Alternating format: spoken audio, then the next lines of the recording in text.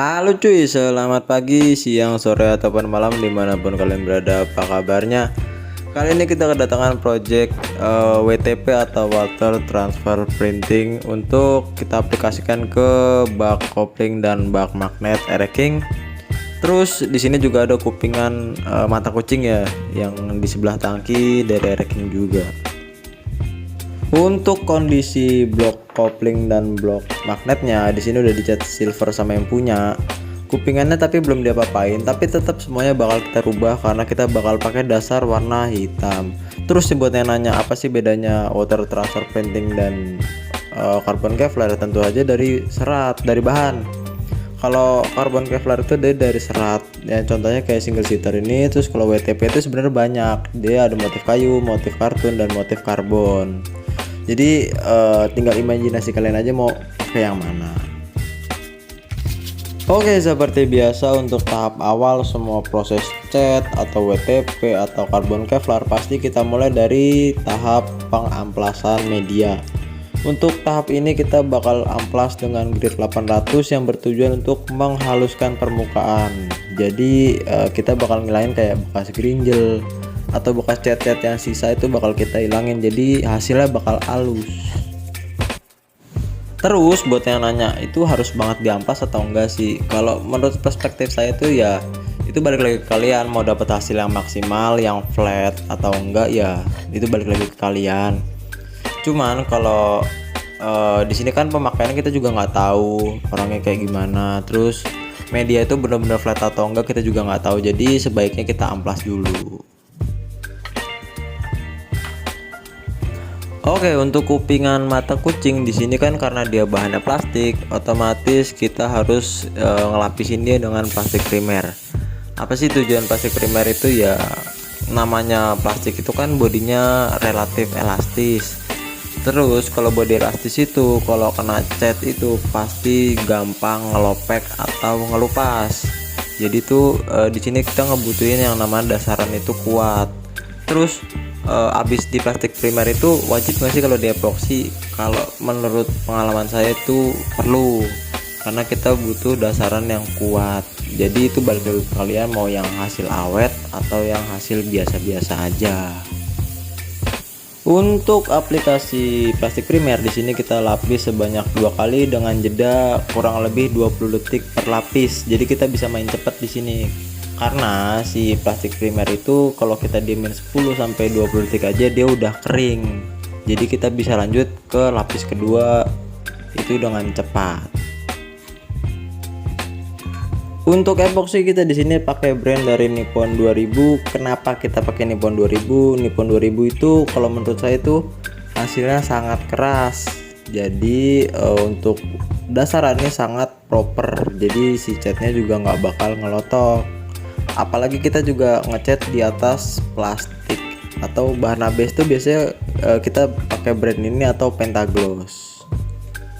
Untuk rasio perbandingan epoxy di sini kita memakai rasio 2:1, yaitu 2 epoxy dan 1 hardener.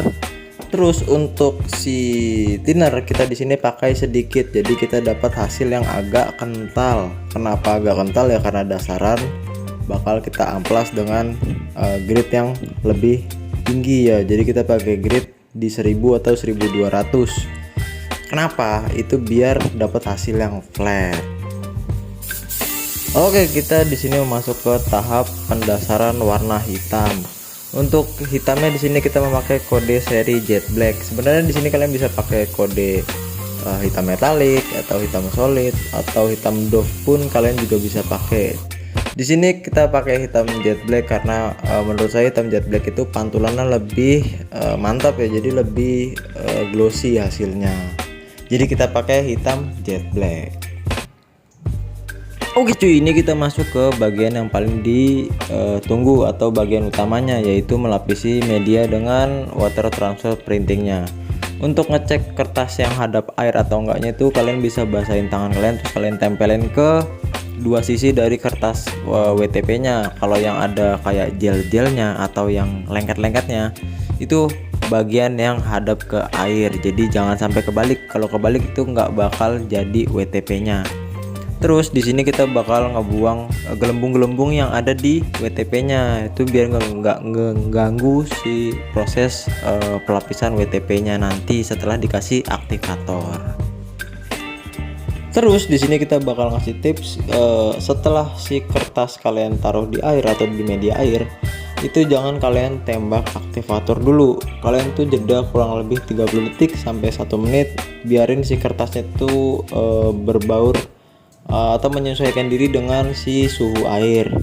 Kalau misalnya kalian buru-buru tembak, jadi kalian baru naruh kertas di air terus langsung kalian tembak aktivator, itu si kertasnya nggak bakal ngembang dengan sempurna, nanti hasilnya bakal banyak yang bengkerut.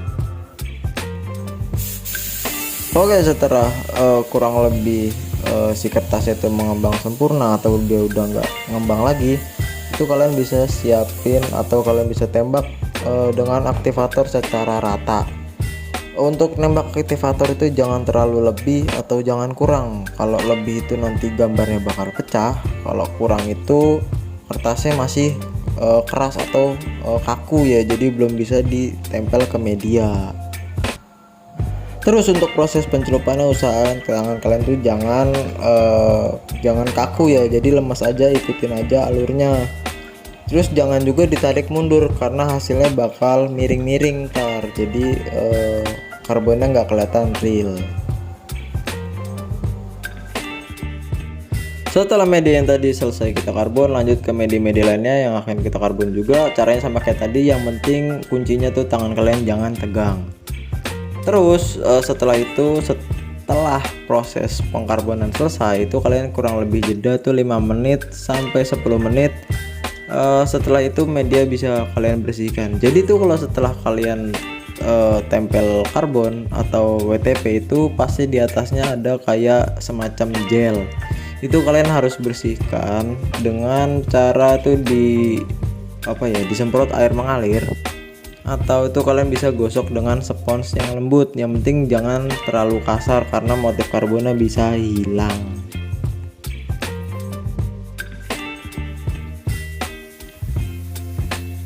Oke, setelah semua media telah kita karbon, telah kita bersihkan juga dari gel-gelnya, setelah itu kita masuk ke tahap finishing dengan clear coat. Di sini kita memakai clear coat dari merek Galaxy HS 2:1 dengan perbandingan 2 clear dan 1 hardener. Terus thinnernya tuh cuman 20%, jadi kita main kental. Di sini bertujuan untuk mempatenkan si motif karbon ya, jadi nggak gampang rusak atau nggak gampang gores. Seperti biasa untuk clear coat itu kita lakukan secara kabut dulu yang pertama, terus lapis kedua itu baru kita main tebal. Jadi jangan langsung main tebal biar mengurangi resiko popping atau bintik-bintik di atasnya. Dan kurang lebih hasilnya kayak gini, hasilnya sangat elegan dan glossy-nya dapet. Jadi ini tuh bisa jadi solusi juga buat kalian yang pengen tampil mewah tapi budgetnya minim, karena kalau kalian karbon Kevlar itu bakal habis banyak banget untuk media yang kayak gini. Oke, kurang lebih kayak gitu dulu pembahasan kita tentang water transfer printing atau karbon celup ini yang sempat ngetrend di tahun 2019 dan masih eksis di tahun 2023, masih banyak orang yang minat. Itu seperti ini dulu. Thank you udah nonton video ini. Silahkan tinggalkan kritik, saran, dan komentar yang membangun. Kalau kalian ada pertanyaan silahkan DM atau WA aja di Twin Brother Custom Garage.